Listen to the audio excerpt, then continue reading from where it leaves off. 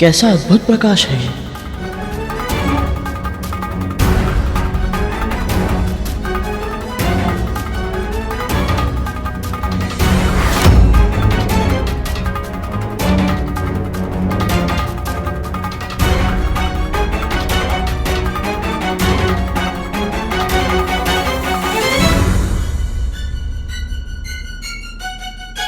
ये ऋषि आकार में इतने छोटे हैं, पर इनका तेज इतना अधिक है कि समस्त संसार में प्रकाश फैला रहा है।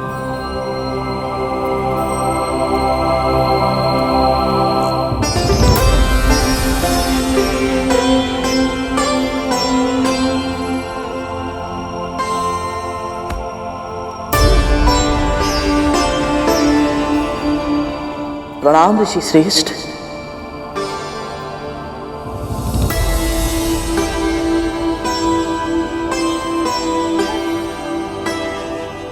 पक्षीराज, आप हमें ऋषि श्रेष्ठ कहकर क्यों पुकार रहे हैं? हम तो आकार में बहुत छोटे हैं।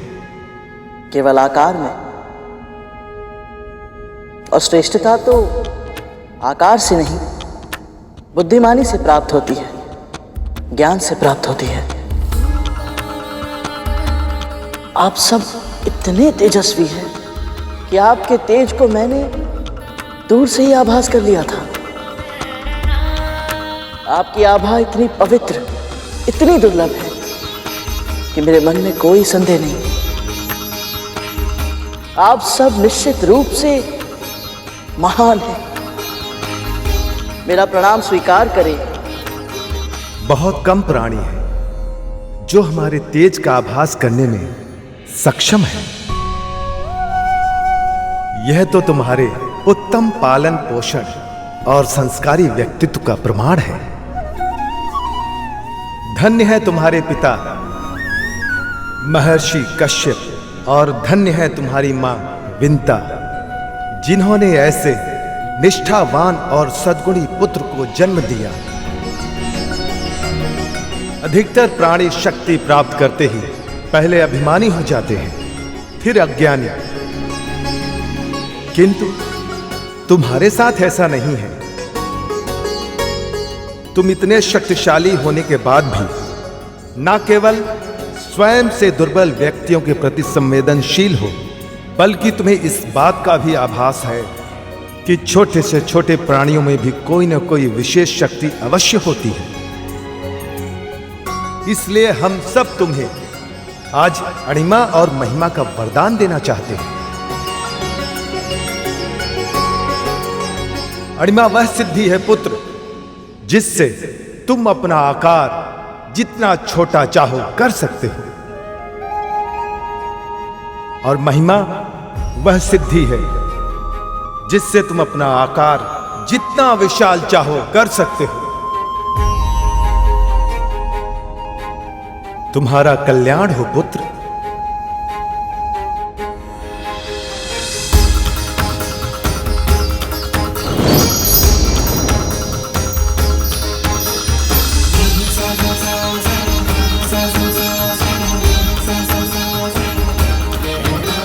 मैं धन्य हुआ ऋषि श्रेष्ठ।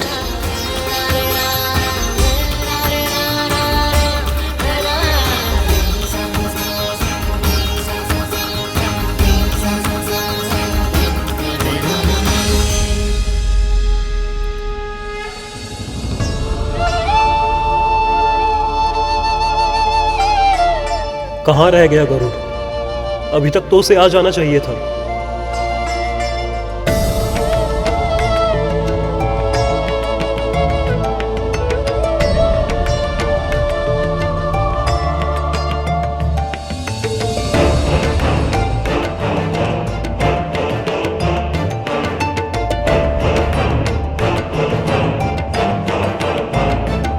मैं जब भी गरुड़ को देखता हूँ मुझे लगता है जैसे माँ स्वयं मेरे समक्ष है। वही सौम्य भाव, वही निर्मल स्वभाव, गरुड़ सत्य में माँ का प्रतिबिंब है।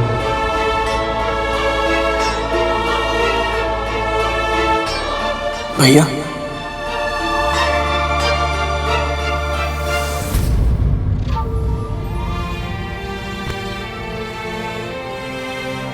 अपने छोटे भाई को आशीर्वाद नहीं देंगे?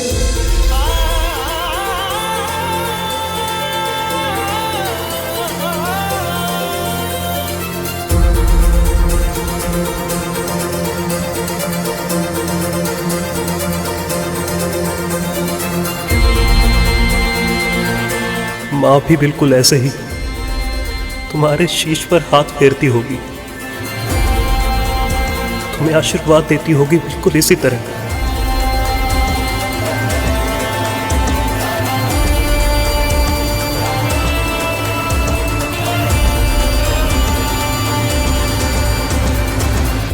और कभी कभी बिल्कुल ऐसे ही स्नेह से तेरे गालों को सहलाती होगी।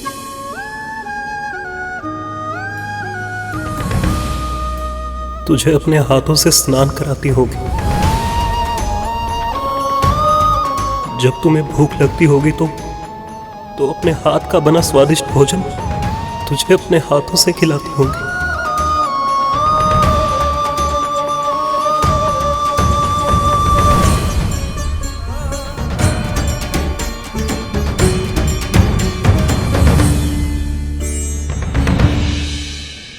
मां के स्पर्श को अनुभव कीजिए भैया, आपको अच्छा लगेगा।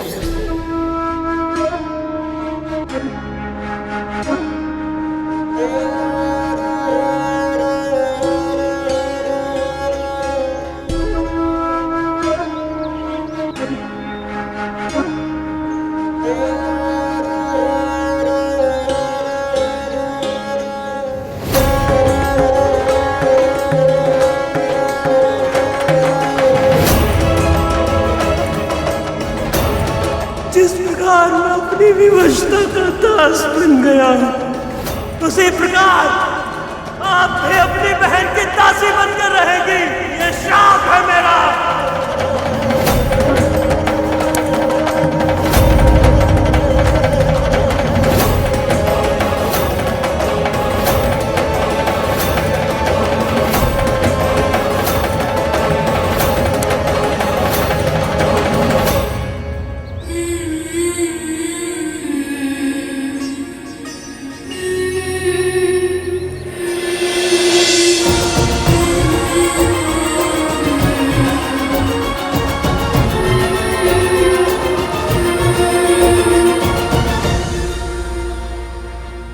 अरुण,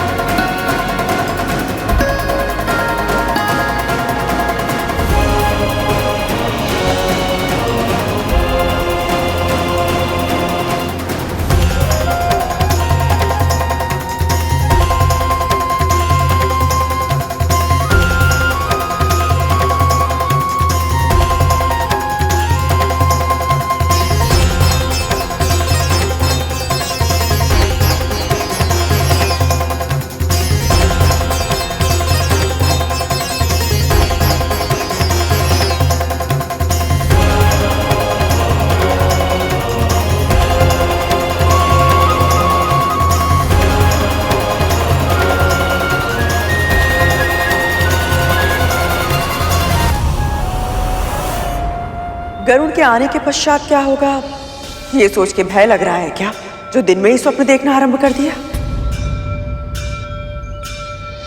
क्या हुआ? वही जो आपने कहा महारानी, दिन में ही स्वप्न देख रही थी मैं।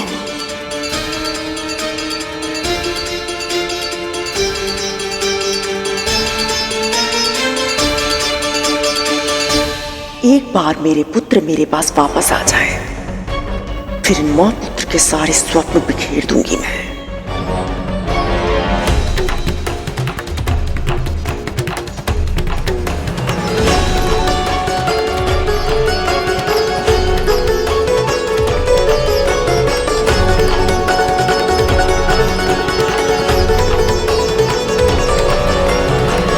स्वप्न ही सही, मुझे यह आभास तो हुआ कि मेरा परिवार बिखरा हुआ नहीं है।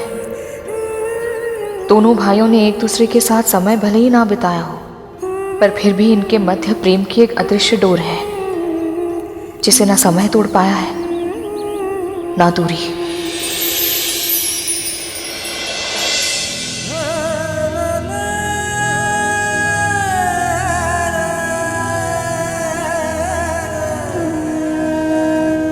आज तुझे अपने इतने पास देखकर अपने हृदय से लगाकर ऐसा लगा जैसे मां को हृदय से लगा लिया हो। शब्दों में वो सामर्थ्य ही नहीं है गरुड़, जिनमें मैं बता सकूं कि आज मैं कितना प्रसन्न हूं। मेरे जन्म के बाद मैंने मां को जो श्राप दिया था, उसके बाद तो मां मुझे आपसे बहुत स्नेह करती है भैया। जितना आपका मन उनसे मिलने के लिए आतुर है, उससे कहीं अधिक व्याकुल है उनकी आंखें आपको निहारने के लिए। तो भैया देखिएगा, जब आप मां के सामने आएंगे ना, तो मां मुझे भी भूल जाएंगी।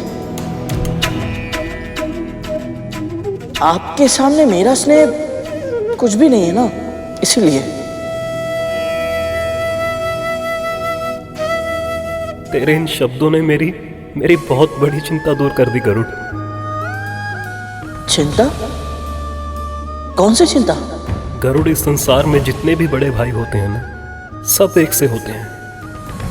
अपने छोटे भाई की सुरक्षा तो करते हैं, किंतु उन्हें सताने में, उन्हें तंग करने में हमें और भी अधिक आनंद प्राप्त होता है। मुझे लगा कि हमने अपना बचपन साथ में नहीं बिताया, साथ में खेले नहीं, साथ में शरारतें नहीं की, तो कहीं ऐसा तो नहीं कि औपचारिकता की छाया हमारे संबंध को पूरी तरह से ढक ले और हमारे मध्य वो भाइयों वाला विशेष नाता वो कभी बन ही ना पाए।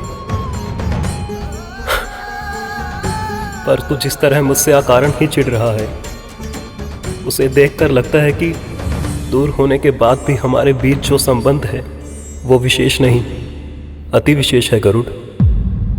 तू जानता है गरुड़, माँ और पिताजी चाहते थे कि उनके दोनों पुत्र माता पिता की भक्ति के आदर्श बने। अवश्य ही मेरे पिछले जन्मों के कर्म रहे होंगे कि मैं उनका ये स्वप्न पूरा करने में समर्थ नहीं हूं। पर तू है गरुड़,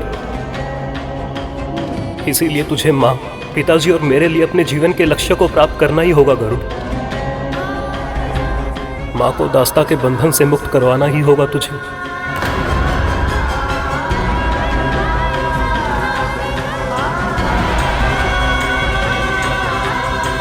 मैं आपको वचन देता हूं भैया, मैं माँ को दास्ता से मुक्त अवश्य कराऊंगा। वचन देता हूं मैं।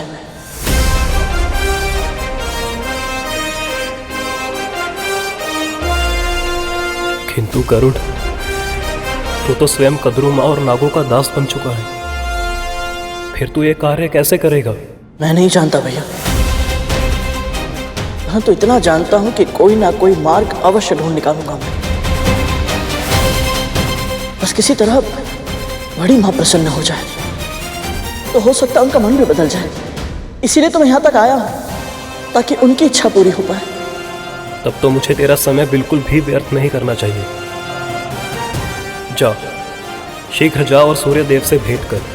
जी भैया, परंतु उसके पहले मुझे आपसे एक भेंट चाहिए।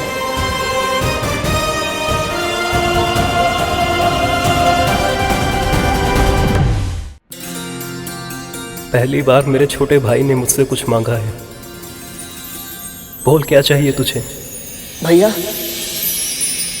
जब से आप माँ से दूर गए हैं ना, माँ प्रतिदिन भोर की लालिमा में आपको देखती है और उसकी बूंदों में आपकी पीड़ा अनुभव करती है। वो किसी से कुछ नहीं कहती, पर मैं जानता हूँ भैया कि माँ आपसे मिलने के लिए तरस रही है, आपको हृदय से लगाना चाहती है वो। इसलिए भैया आपको घर आना होगा।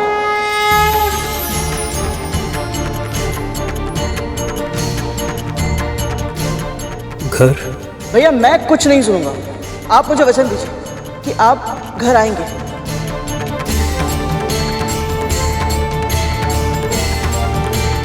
शीघ्र दीजिए वचन।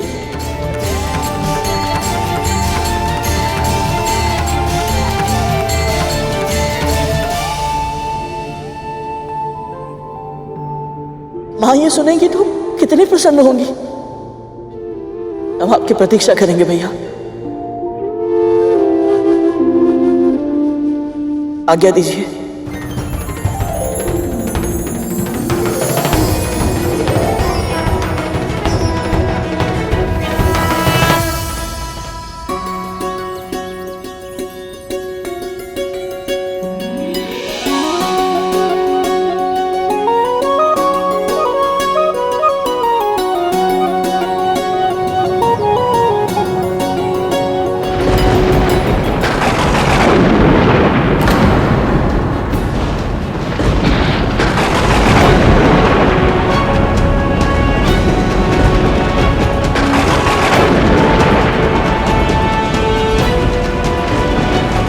पहले दूध फटा और अब ये।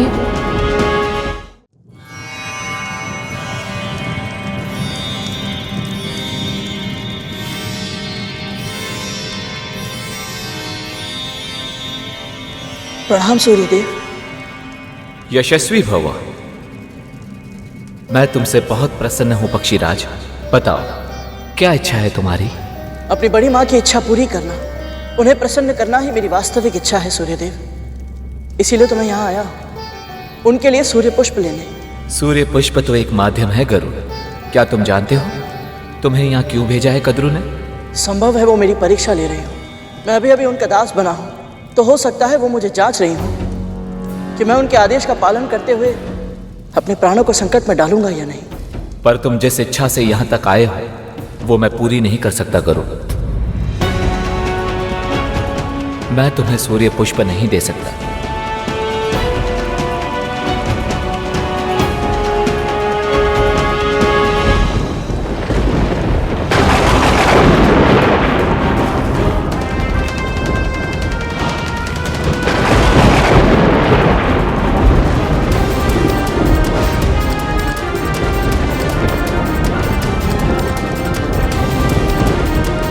ये शोर कैसा है भैया?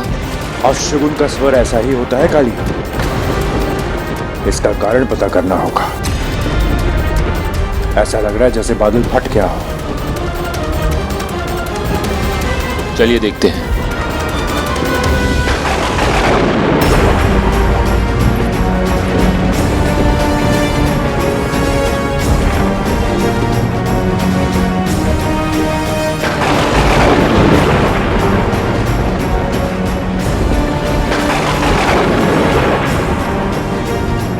क्या हुआ दासी माँ?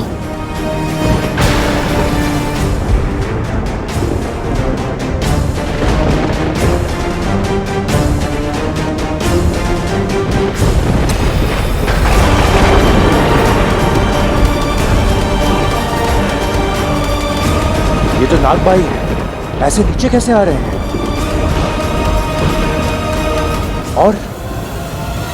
और गरुड़ कहाँ है? भैया मुझे लगता है कि सूर्य लोक के निकट पहुंचते ही तापमान बढ़ने लगा होगा और हमारे भाइयों ने निश्चय किया होगा कि वापस पृथ्वी लौट जाएं।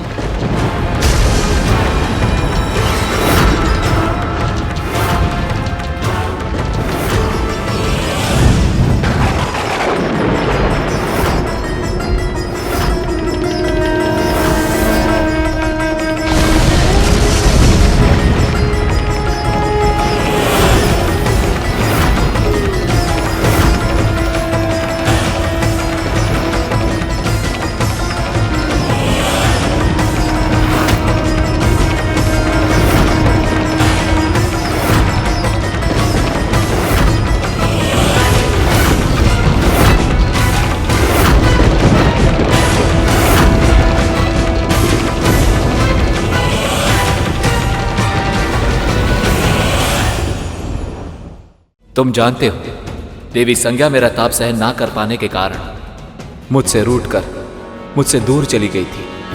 उन्हें प्रसन्न करने के लिए ही तो मैंने सूर्य लोक में विशेष फूलों की उत्पत्ति की थी। अब हर दिन मेरे प्रेम के प्रतीक के रूप में देवी संज्ञा के लिए एक पुष्प खिलता है, इसलिए उस पर उन्हीं का अधिकार है। तुम सूर्य पुष्प को पृथ्वी पर ले जा सकते हो, पर केवल तभी जब देवी संज्ञा तुम्हें स्वयं वो पुष्प दे। उनसे वो पुष्प लेना तुम्हारे लिए आसान नहीं होगा गरुड़, पर यदि तुम अपनी बुद्धि का उचित प्रयोग करोगे तो उपाय अवश्य मिलेगा। परंतु और हां, एक उपहार मैं भी तुम्हें दूंगा। अपना दाहिना हाथ आगे करो गरुड़।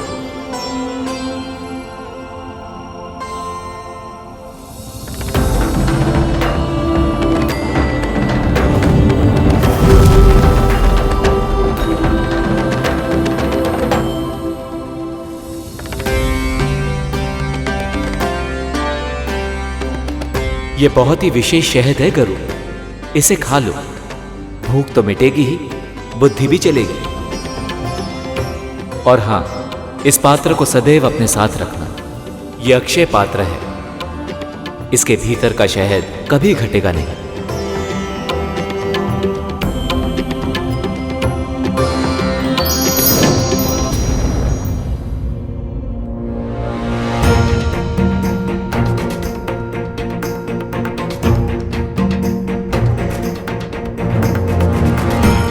सूर्यदेव तो शहद की तरह मीठी मीठी बातें करके चले गए, परंतु मेरी समस्या तो वैसी की वैसी ही है, क्योंकि जब तक मैं देवी संज्ञा को मना नहीं लेता मुझे सूर्य पुष्प नहीं मिलेगा, और जब तक सूर्य पुष्प नहीं मिलता मैं अपनी मां के पास लौट नहीं पाऊंगा।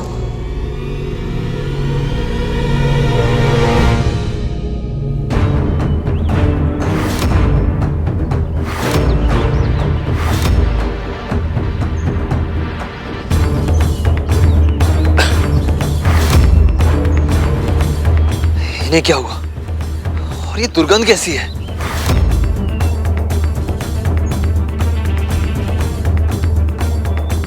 त्वचा के जलने की दुर्गंध है कालिया।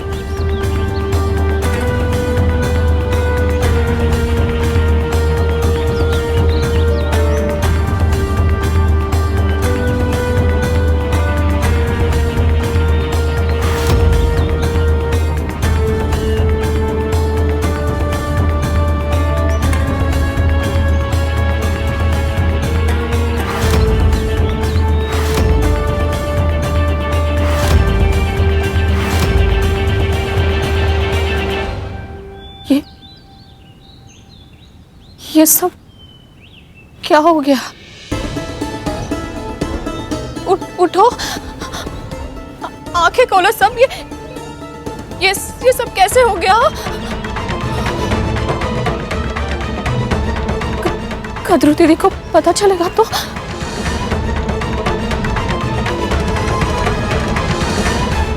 कितने दिन बीत गए इसे बचाए हुए। जब मेरे पुत्र वापस आ जाएंगे मेरे पास, तब जी भर के बचाऊंगी इसे। कितनी धूल मिट्टी जमा हो गई है इस पे।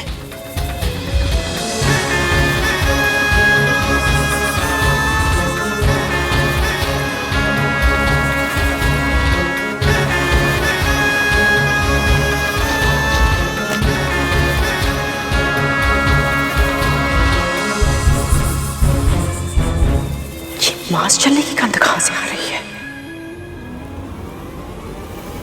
विंता, विंता,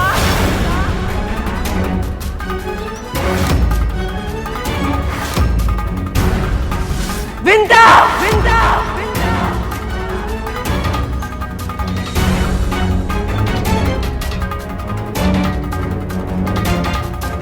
कोई उत्तर क्यों नहीं आ रहा है? कहां गए सब?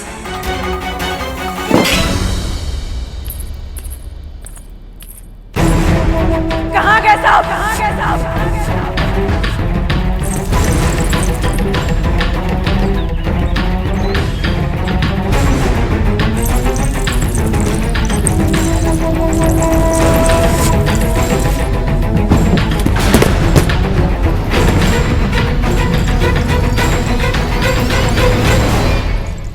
ना कोई प्रहरी है, ना कोई सेवक, ना कोई सेविका,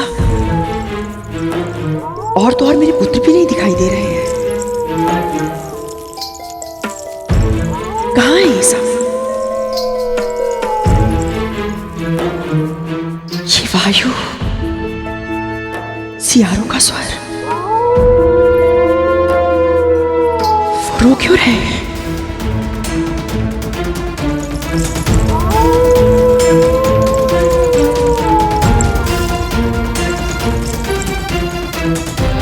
कहाँ मर गई थी तुम दोनों? और ये क्या हो रहा है? मेरे पुत्र इतने दिन बाद मेरे पास वापस आ रहे हैं और तुम दोनों अपशगुन फैला रही हो।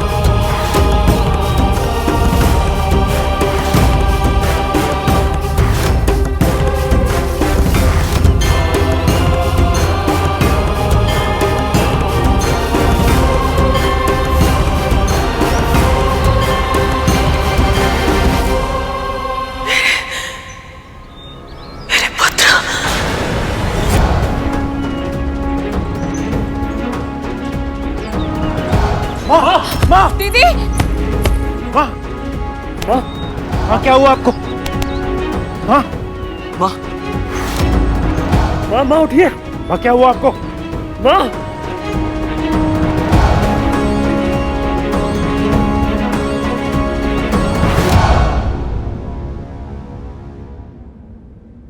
कुछ समझ में नहीं आ रहा। प्रतिदिन केवल एक ही सूर्य पुष्प खिलता है और वो संज्ञा माँ को बहुत प्रिय भी है, तो फिर वो मुझे सूर्य पुष्प क्यों देंगी भला? कैसे मना उन्हें?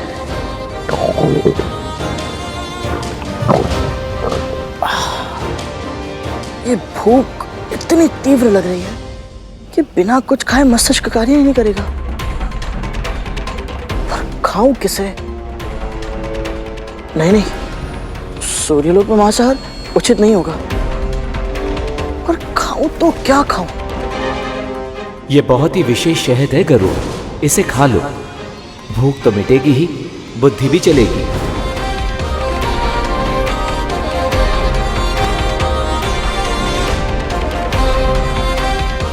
ये उत्तम रहेगा।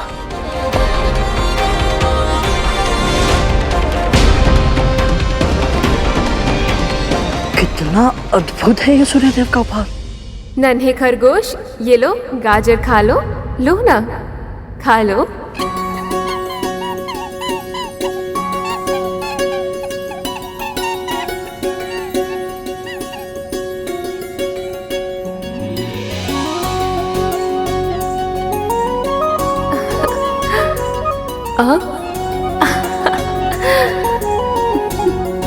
कितना चंचल है तू।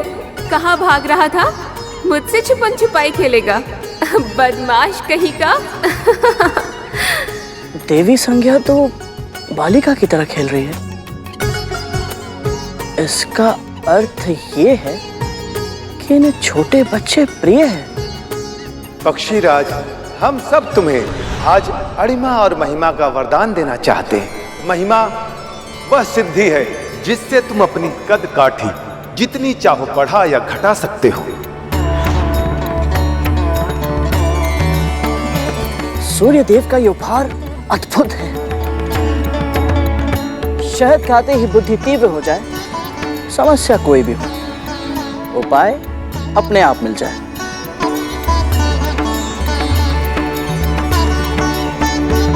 माता संज्ञा से सूर्य पुष्प लेने के लिए मुझे उनके समक्ष बाल रूप में जाना चाहिए।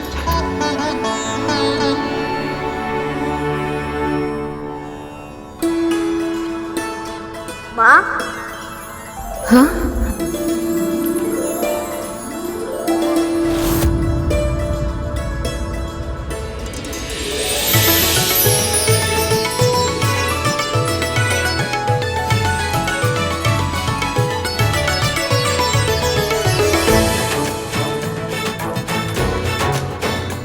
किसने पुकारा मुझे? माँ। हाँ?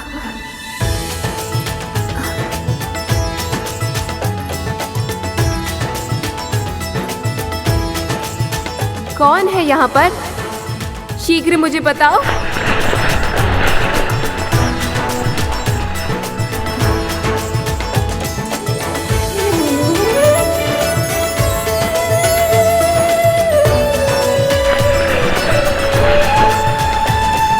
ये तो कोई छोटा पक्षी है।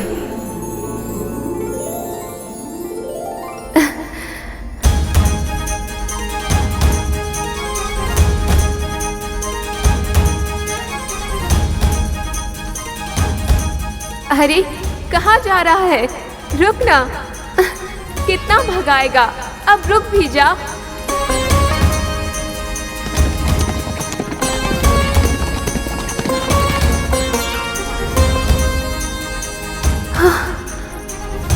कहाँ लुप्त हो गया? अभी तो यही था। हाँ।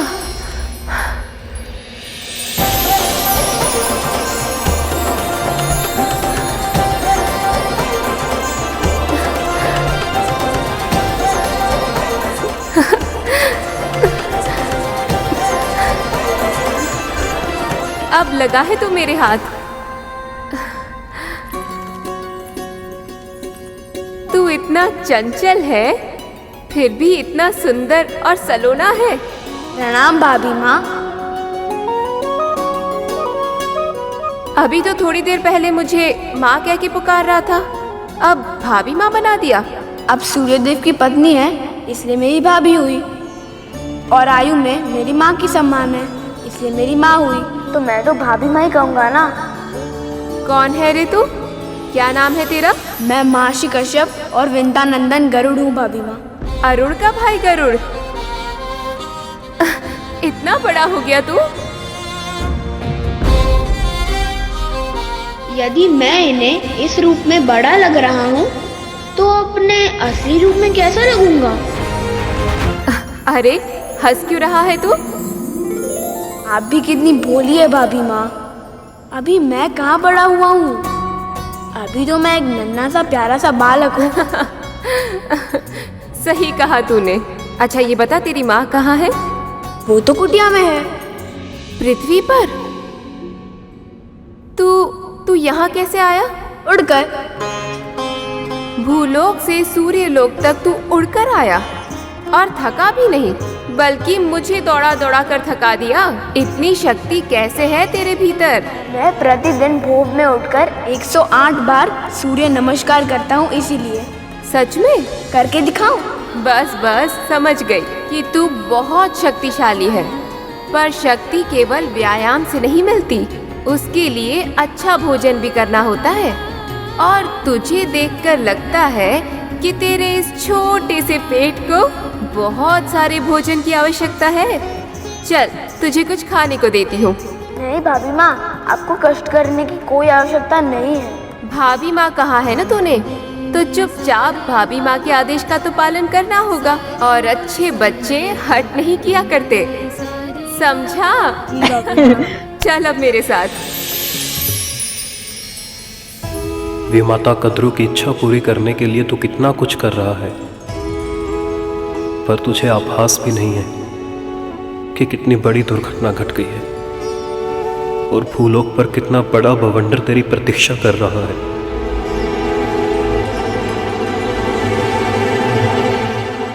माँ। दीदी। माँ। माँ आंखें खोलिए। माँ। माँ। माँ आंखें खोलिए। माँ आंखें खोलिए। क्या हुआ माँ आपको? पुत्र, मेरे पुत्र। हम तक्षक कालिया, तुम्हें पता है मैंने बहुत भयानक स्वप्न देखा।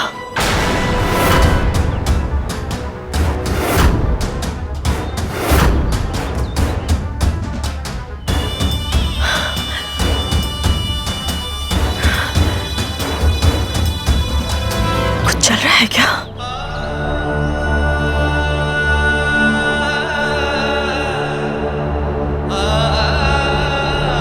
ये गंध कहां से आ रही है?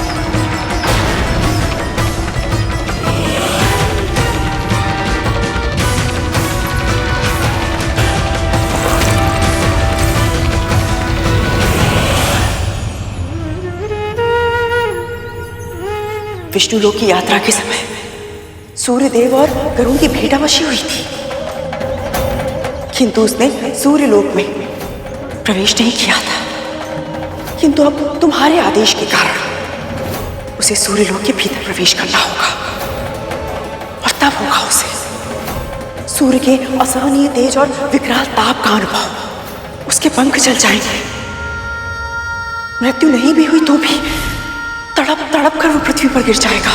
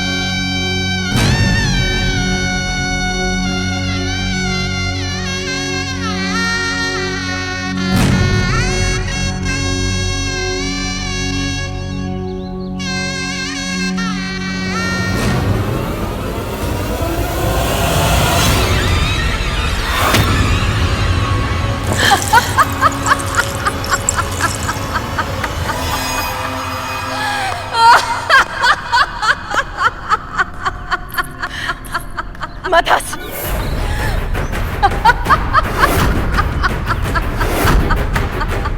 मैंने कहा ना तुझसे, मथस!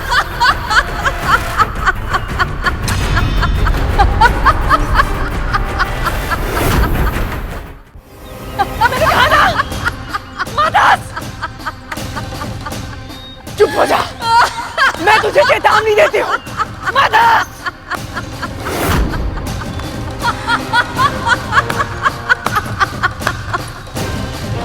चेतावनी देती हूँ मैं तुझे, मदद! क्यों? मेरे हंसने से आपको रोना आ रहा है महारानी?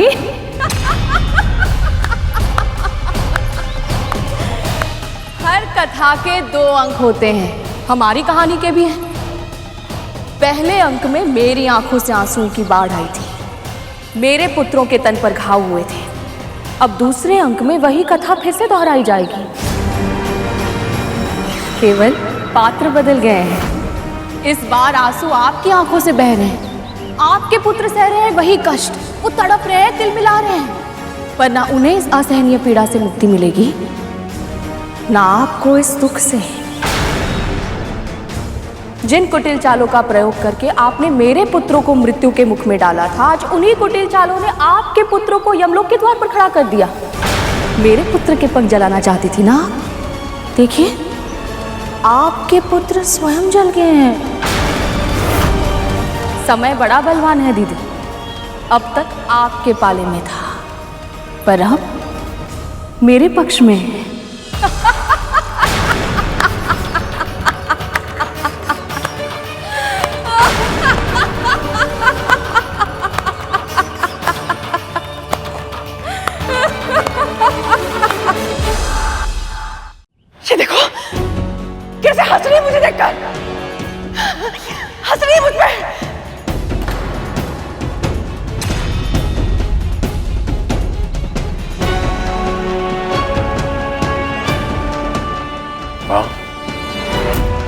हंस नहीं रही, ये रो रही है माँ। हाँ माँ, ये रो रही है। हंस रही है। मैं बोल रही हूँ कि वो हंस रही है।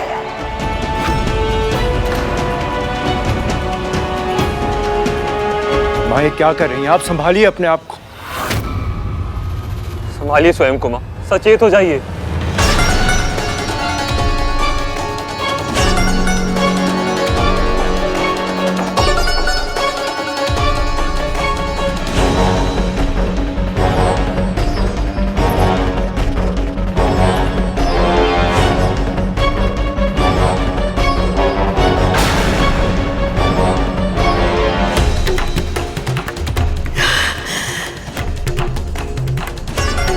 मेरे पुत्रों के प्राण लगभग जा चुके हैं।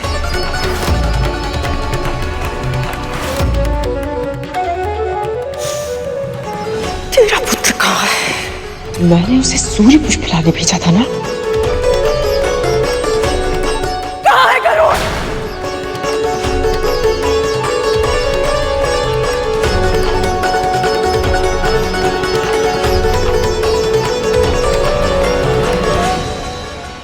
बस थोड़ा सा और। नहीं भाभी माँ, अब टनिक भी और खाया तो मेरा पेट फट जाएगा। अच्छा अच्छा, बस अब और नहीं खिलाऊंगी। पर मैं क्या करूं? मुझे तुम्हें प्रेम करने का मन जो कर रहा है। संसार की सारी माएँ अपना प्रेम भोजन के माध्यम से ही क्यों दिखाती है? अगर बच्चों को प्रसन्न करना है तो और भी तो कितनी तरह से किया जा सकता है। अच्छा जी, तनिक मैं भी तो जानूं, मैं तुझे कैसे प्रसन्न कर सकती हूँ? आप मुझे वो दे सकती हैं जिसकी इच्छा से मैं यहाँ तक आया हूँ। अच्छा जी, इस छोटे से बालक की क्या इच्छा है? सूर्य पुष्प। सूर्य पुष्प? वो तुझे क्यों चाहिए भला?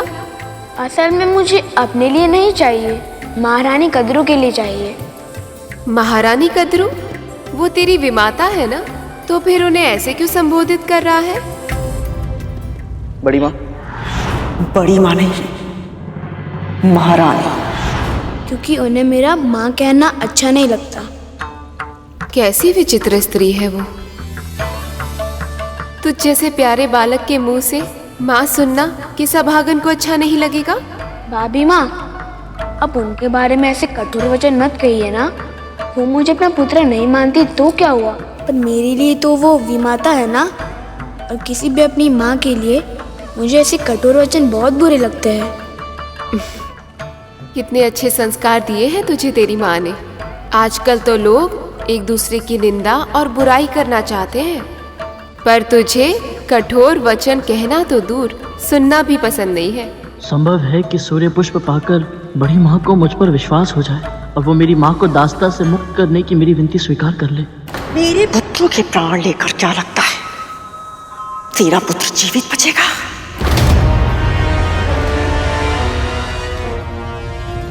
वो चाहे अंतरिक्ष में हो या पाताल में हो, अपने पुत्रों की चिताओं पर काट रखने से पहले तेरे पुत्र को जीवित जलाऊंगी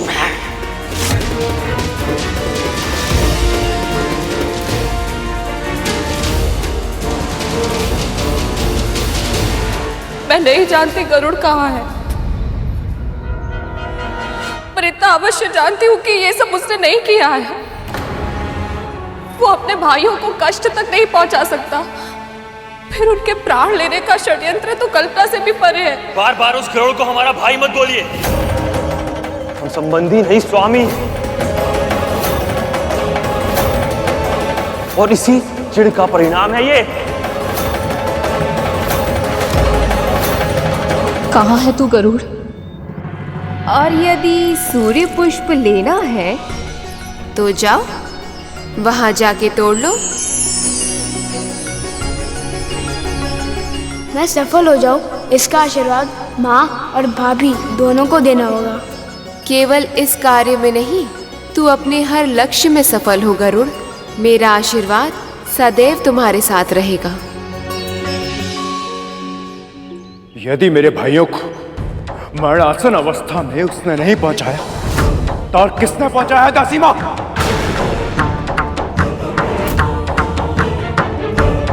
गरुड़ में अकेले पूरी असुर सेना को पराजित करने का समर्थ है। तो उसके होते हुए उसके स्वामियों पर आघात कौन कर सकता? प्रश्न सीधा है दासी माँ। हमारे भाई गरुड़ के साथ अंतरिक्ष यात्रा पे गए, तो फिर वो गिरे कैसे?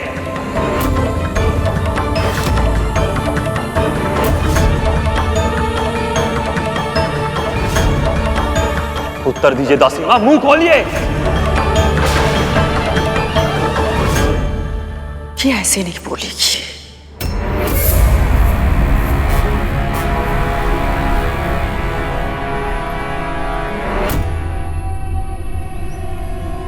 न जाने सर्पों की ये दशा कैसे हुई है।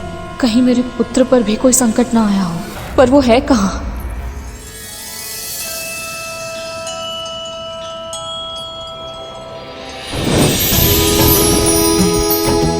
वो यही है सूर्य पुष्प जिसके लिए मैंने इतनी परीक्षाएं दी। अब बस ये पुष्प देखकर बड़ी माँ प्रसन्न हो जाए तो ये सारी मेहनत सफल हो जाएगी।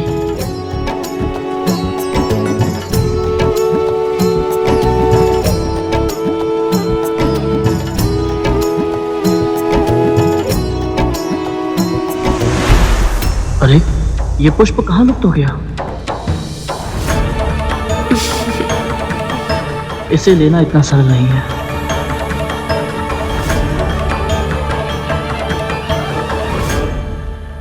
हे प्रकृति देवी, आप भी तो एक माँ है और ये बालक आपकी ममता का आवाहन करके ये निवेदन कर रहा है। ये फूल उसे अपने लिए नहीं, एक माँ के लिए चाहिए। कृपया मेरी प्रार्थना स्वीकार कीजिए, बस एक फूल दे दीजिए।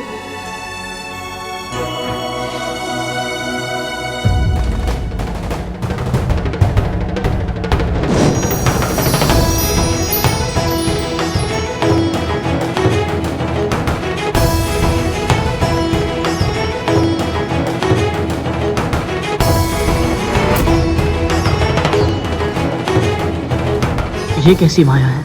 ये सूर्य पुष्प इतना लंबा कैसे हो गया? अब मैं इस पुष्प तक कैसे पहुंच पाऊंगा? इस फूल को लेना किसी बालक के लिए संभव नहीं है गरुड़।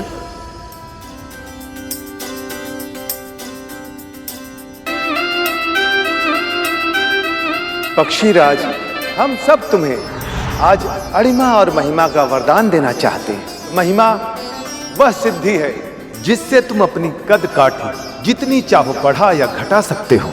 माता, एक बालक के लिए अवश्य ही संभव नहीं, किंतु बाल के ऋषियों के आशीर्वाद से मैं अपने कद को बढ़ा भी सकता हूँ, घटा भी सकता हूँ और ये सूर्य पुष्प प्राप्त भी कर सकता हूँ।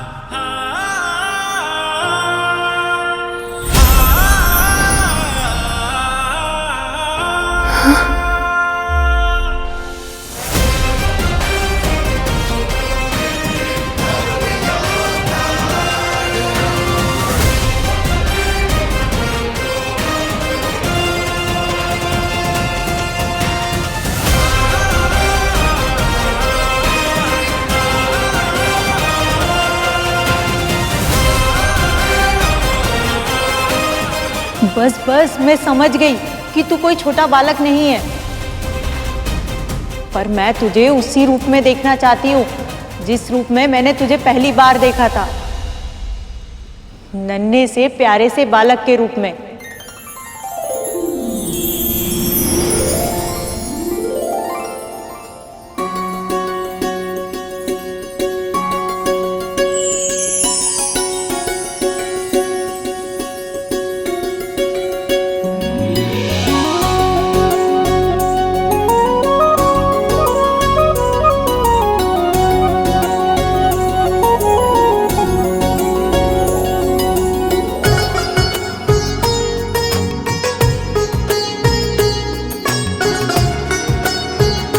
अब मुझे आज्ञा दीजिए भाभी माँ।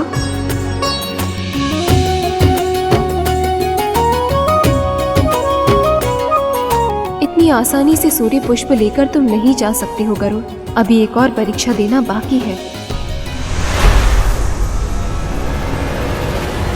अभी तो यहाँ कोई द्वार नहीं था, अचानक इतने सारे द्वार कैसे आ गए?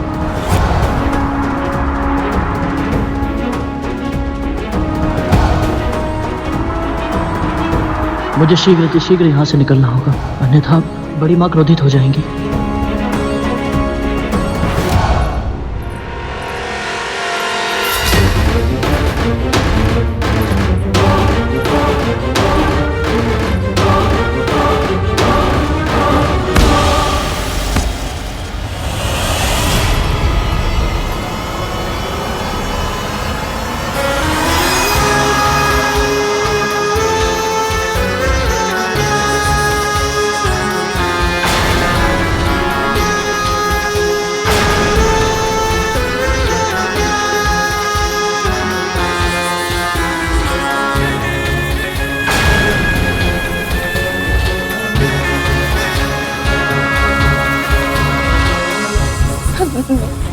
दीदी, मैंने और मेरे पुत्र ने कोई षड्यंत्र नहीं किया।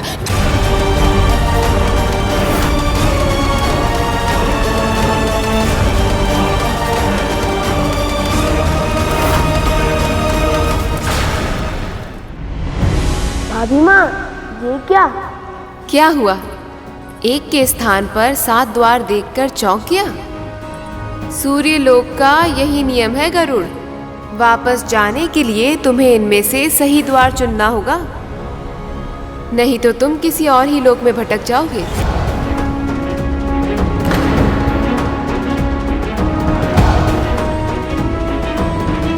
मुझे सही द्वार का पता कैसे चलेगा? देह की सीमा होती है गरुड़, पर मन की कोई सीमा नहीं होती। देह की गति से कहीं तीव्र भागता है हमारा मन। देह की आंखों से भी कहीं अधिक देख पाती हैं हमारे मन की आंखें। इसलिए जब कभी तुझे लगे कि तू अपना मार्ग भूल गया है या अपने पथ से भटक गया है, तो अपनी आंखें बंद करके अपने मन में झांकना। तेरा मन तुझे अवश्य ही सही मार्ग दिखाएगा।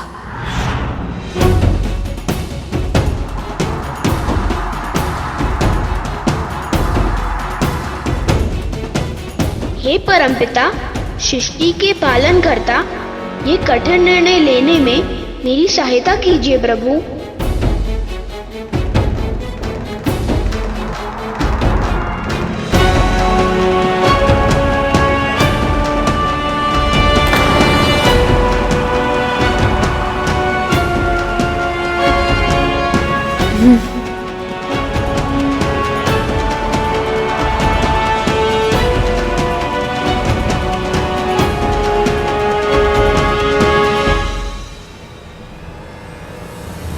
हे प्रभु, मैंने सही द्वार का चुनाव तो किया है ना?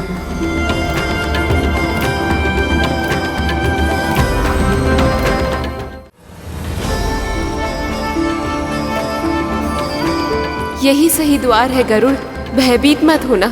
ये भय के नहीं, दुख के आंसू है भाभी माँ।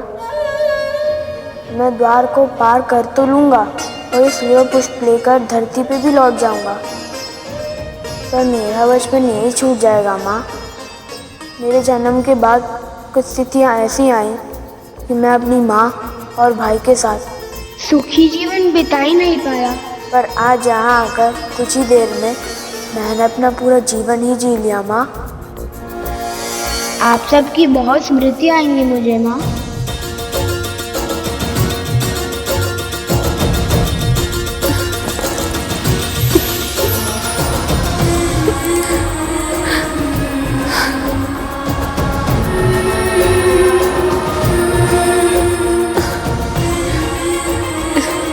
मैं भी तुझे बहुत स्मरण करूंगी गरुड़। तेरे इस रूप के कारण न जाने कितने वर्षों के बाद मुझे अपनी ममता को फिर से जीने का अवसर मिला। हर माँ चाहती है कि उसकी संतान बड़ी हो और जीवन का दायित्व संभाले, पर उसके मन का एक कोना सदैव उन्हें अपने आंचल में समेटे रखना चाहता है।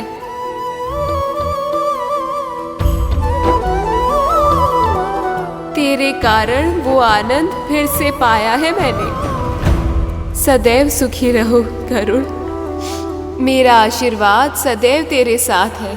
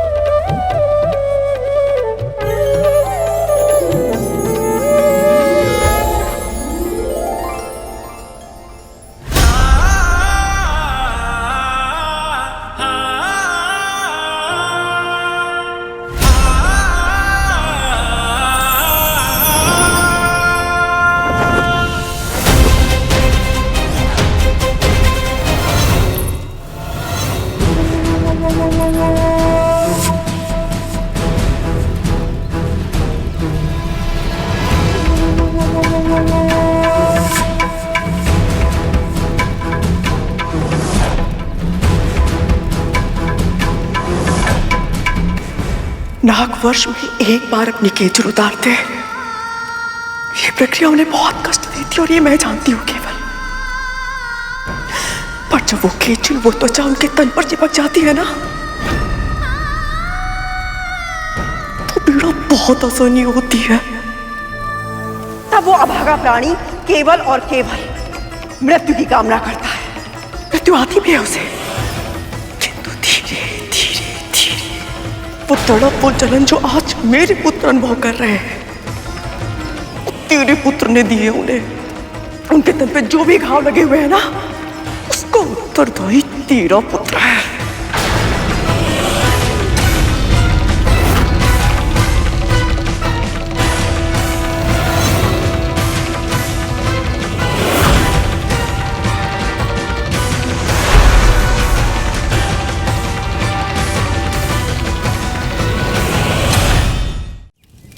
जो बोलूंगी मैं, जितने घाव मेरे पुत्रों के तन पे लगे हैं, उतने ही घाव तेरे तन पर होंगे।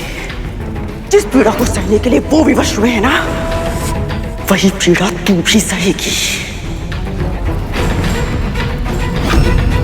देख विनया, देख क्या दिख रहा है उनकी आंखों में। मृत्यु कब है?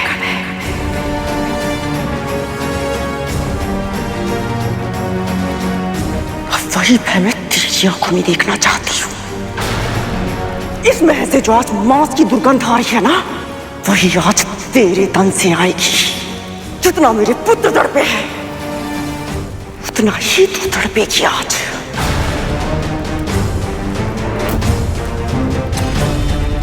दीदी, ऐसे ही, बिल्कुल ऐसे ही मेरे पुत्रों ने भी मुझे पुकारने का प्रयास किया होगा,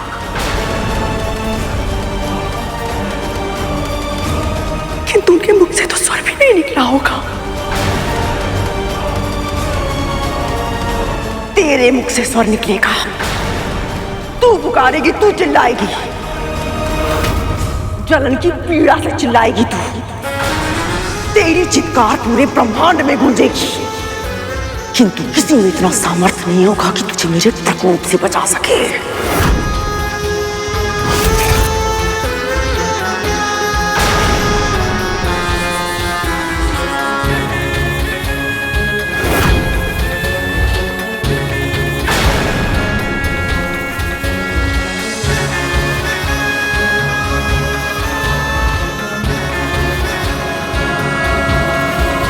रुक जाइए बड़ी माँ।